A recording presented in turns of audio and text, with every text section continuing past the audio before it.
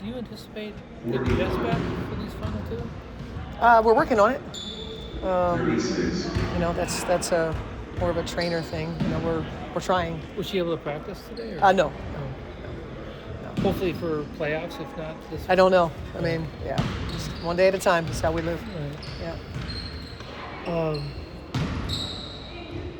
2 games left, but so much can happen. Yeah. In terms of placement. Yep.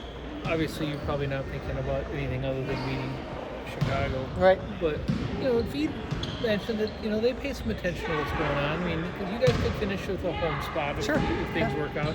What's your approach to all that? Try to beat Chicago. That's all we're trying to, as we practice, shore up some of staples and, just practice well and see, if we can go down to Chicago and win a really hard game against a team who's really trying hard to be in the playoffs. And so they have a whole lot to play for. They have a whole lot to play for. So that's what it's been. I mean, Atlanta had a whole lot to play for. We had to, kind of, figure things out in a hard game. Now you got to do it on the road. We went to Dallas. We've kind of, had our moments that, when there's, a team that's really interested in winning and desperate. So can we do it on Friday? Well, there's pressure that comes with that too. So they're feeling the pressure too. Sure. Yeah. You've talked about this a lot after the games, just the synergy between Phee and McBride when things are going well, especially in the pick and roll game, because when she's hitting her shots, McBride, it makes it very difficult to see the other team. Can you just talk a little bit more about why you think that dynamic works so well? I think the two of them, they just understand one another's game so well. I remember when Phee got back last year, it was KMac who was most affected. While Sil might have been happy to have, Phee back out there, KMac was the most affected in such a positive way. Her presence. I think they see the game the same. I think they play those same way in terms of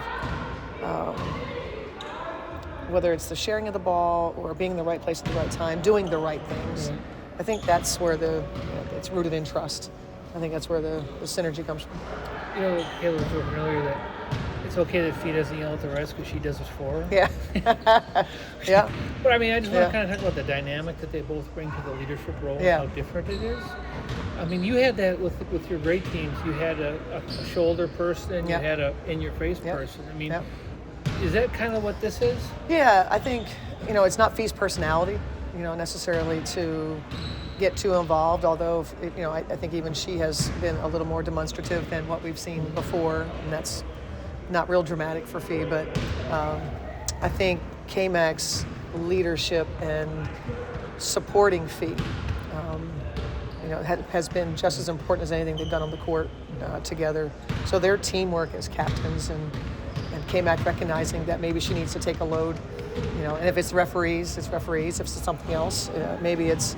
I think KMac has been thinking the game for our team in ways that have been really helpful, and then that's oftentimes to help Phee, get easy stuff. So, yeah, their partnership, their synergy is as leaders has really been. I think for you say why were we able to navigate a season where we had such a rough start? Well, the two of those players, big reason. Phee has had some incredible highs, but her season to me has been like, I started at a very high level, I'm going to finish at a very high level.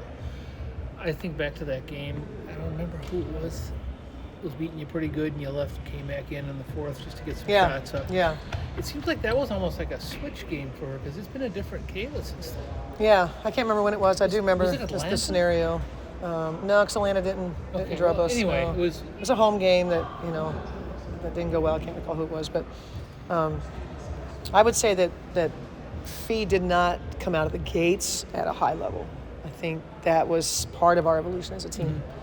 Mm-hmm. The 6 games, not that she played poorly, but I think her evolution as a superstar of recognizing that she needed to do more to take over a game. She needed to be a little more selfish.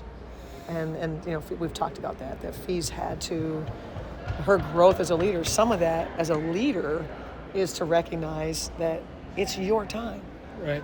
And Phee will say, but I've missed some shots. I feel like I'm hurting the team. No, the responsibility to the go-to player means you're going to miss some shots. Mm-hmm. But you have to take the shots. And so that I think that evolution for Phee in the beginning then led to an extremely high level of play that she's been at. Last question for me. Phee is clearly your superstar. But to me, Kayla is in a way a better bellwether of whether this team is going to win or not. Yeah. Because when she scores 20 points, Yeah. you've only lost twice in the last 3 years. Yeah. Is that a fair assessment? I don't know if KMac can win by herself. I think they both need each other. I think if Phee is solid and KMac, reaches that level, or vice versa, then it's a pretty solid game for us. But KMac is no question about it when she plays at that high level, when she makes shots, when she's scoring in a variety of ways. That's the biggest thing, is not all your perimeter shots are going to go in. The work that she's doing in the paint. Right. And three levels, right? Yeah. But particularly the paint, the 1 to 5 feet, she's the team high in her field goal percentage in that space. And so what she's floater, right? yeah, and we're eliminating the number of times that she's taking the floater. I mean, she will do it, right? Well, she'll kind of recognize, but her going all the way to the basket is what I think has been, I think really helped her overall percentage. But getting scores in a variety of ways, that's what allowed KMac. She's not just a shooter. I know it was a couple days ago, but how would you kind of compare the feeling of clinching a playoff spot to maybe previous years, just based on how this season started? Well, no question about, just the fact that a lot of the players that were here last year when the team missed the playoffs, and then so for a lot of them to be back, a little more significant than maybe what we've had in years past. The first season in 2011, there was excitement because it's not something the franchise had done more than twice in however long we had been around. But this one, I think, for the group, while we know it is a step, it was one that I think that everyone felt really good about, because we did miss last year, and to get back there was important for us, and we don't want to just be happy just that we got in. And so we have an opportunity, positioning-wise, to do even better. So they feel good about that. This past maybe month plus has been kind of playoff atmosphere. Yeah. At least Kay was saying that. How have you seen your Dorka and Diamond kind of respond to intensity like that? They've been excited. They have embraced, the difficulty and the excitement. I mean, I think Dorka in particular is just continues to trend upward. The bigger the game gets, the harder the game gets. The more, she's sort of standing in there and being a big piece for us. So I think she's got a lot of confidence. I think Diamond has confidence, but Dorka is really impacting what we're doing in a variety of ways, whether it's a matchup defensively, whether it's ball movement, whether it's cutting, opportune times to shoot it. So she's really grown a lot. Is it safe to say that we can see a lot of Brunson's teaching and what she's doing in terms of denying? Because she seems to really have developed a knack for denying the ball inside. Yeah.